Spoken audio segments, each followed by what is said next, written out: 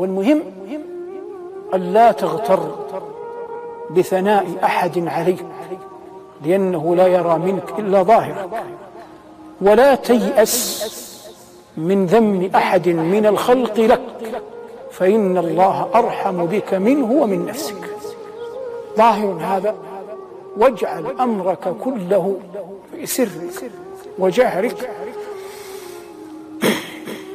وغيابك وحضورك عن الخلق أمر معلق بالله. وكن على يقين أنه ما من نعمة إلا والله وليها،